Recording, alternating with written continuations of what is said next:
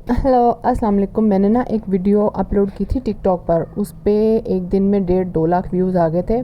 वो वीडियो ना मेरे बेटे के हवाले से थी, उसकी बीमारी की, उसकी तकलीफ़ के हवाले से थी जो उसने फ़ेस की थी। तो उसका एक्सपीरियंस मैंने शेयर किया था। तो लोगों ने फिर मुझसे बहुत ज़्यादा कमेंट करके पूछा, अगर आप लोगों को उसका कोई ऐसा एक्सपीरियंस, ऐसी कोई बात चाहिए तो आप लोग यूट्यूब पर आकर वीडियो वॉच कीजिए। टिकटॉक पर आप लोग मुझसे बहुत ज़्यादा सवाल करते हैं, बाज़ का जवाब दे देती हूँ, बाज़ का जवाब देना पॉसिबल नहीं होता। जब फिर नेक्स्ट वीडियो बनाती हूँ तो आप लोग वो वॉच इतना करते नहीं, तो फिर इसलिए आप लोगों को पता भी नहीं चलता। अच्छा, वो प्रॉब्लम क्या थी कि जब मैं प्रेग्नेंट थी ना, तो जब 6 मंथ था तो पेट में ना बहुत ज़्यादा पानी हो गया था शुगर की वजह से।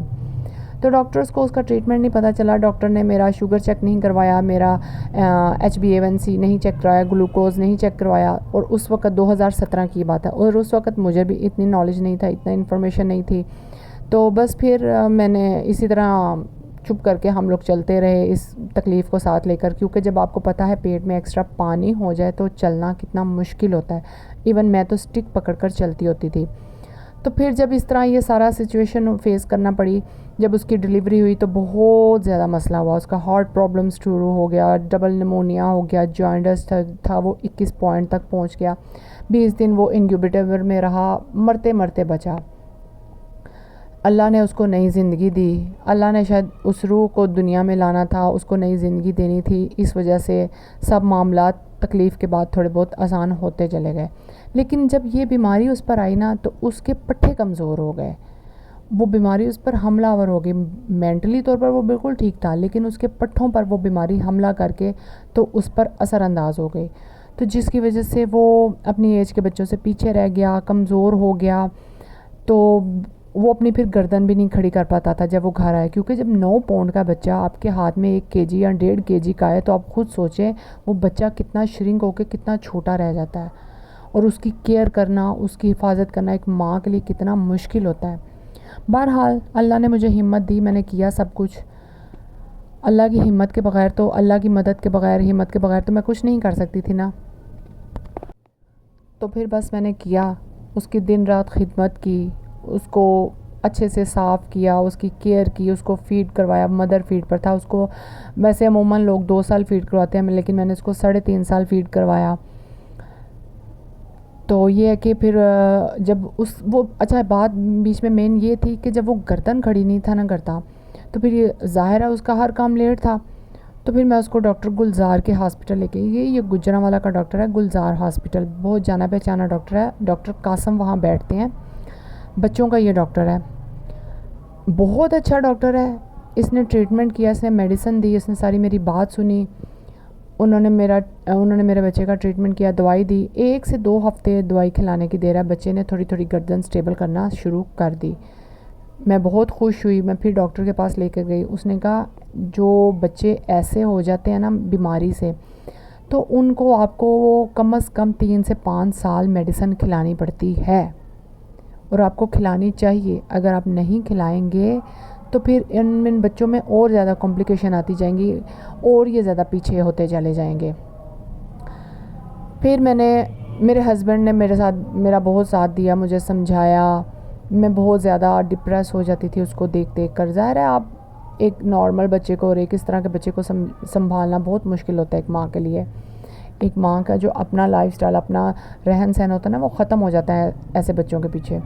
बहरहाल जब अल्लाह ताला आपको आजमाइश में डालता है तो फिर उसे निकलने के रास्ते भी बता देता है। बहरहाल हमने उसको दवाई खिलाई आहिस्ता आहिस्ता। दवाइयों में अब ये लड़कियां भी मुझसे आकर पूछती हैं कि सिस्टर मेडिसिन कौन सी है, तो मेडिसिन मल्टीविटामिन ही थे, और एक ब्रेन की मेडिसिन थी जिसमें लिसनिंग पावर, स्पीकिंग पावर और ये सब चीज़ों का था ना।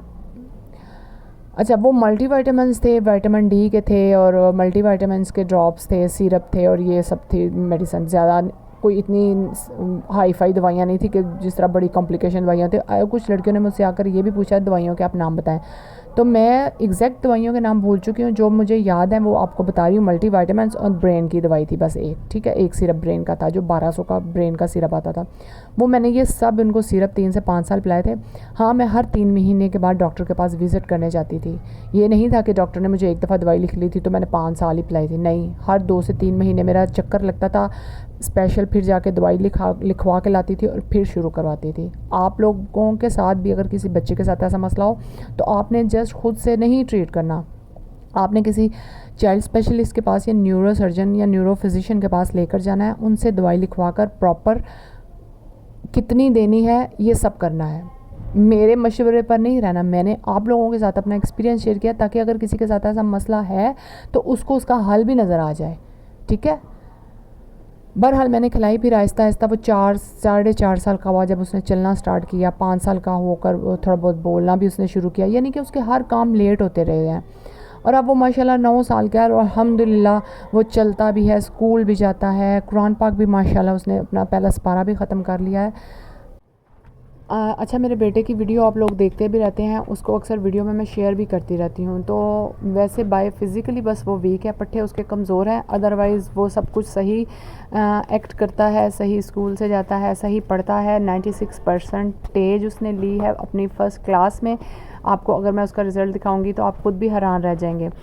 तो ये थी मेरे बेटे की जर्नी। अगर आपको इसके मतलब और भी कोई सवाल पूछने हैं तो आप लोग पूछ सकते हैं। जब ये मैं बिरयानी बना रही थी तो सालन वगैरह पड़ा हुआ था, बिरयानी मैंने सोचा चलो अपने लिए और बना लूँ, बच्चों के लिए, मेरे बेटे को बहुत पसंद है तो उसको बहुत मज़ा आता है मेरे हाथ की बिरयानी खाने का। मैंने कहा चल यार फटाफट आज बिरयानी बना लेने हैं।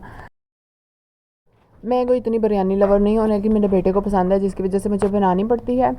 और दूसरी ये बात कि जब आपको कुछ समझ ना आ रहा हो, घर में चिकन पड़ा होता है, या तो हम लोग पुलाव बना लेते हैं या हम लोग बिरयानी बना लेते हैं। ये बहुत सिंपल और जल्दी बनने वाली होती है, आप लोगों को पता है।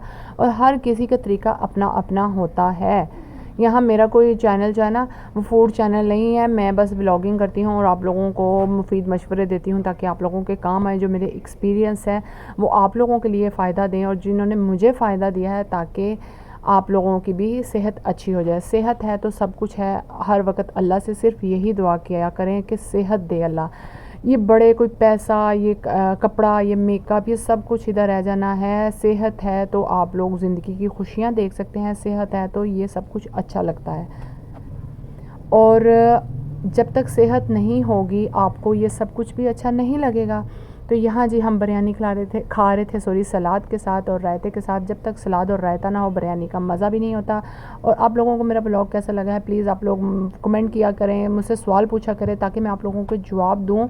मुझे बहुत ज़्यादा खुशी होगी अगर आप लोग मुझसे सवाल पूछेंगे, उनके मेरे पास जवाब होंगे, आप लोगों की हेल्प होगी। ओके जी, अल्लाह हाफ़िज़, टाटा, बाय बाय।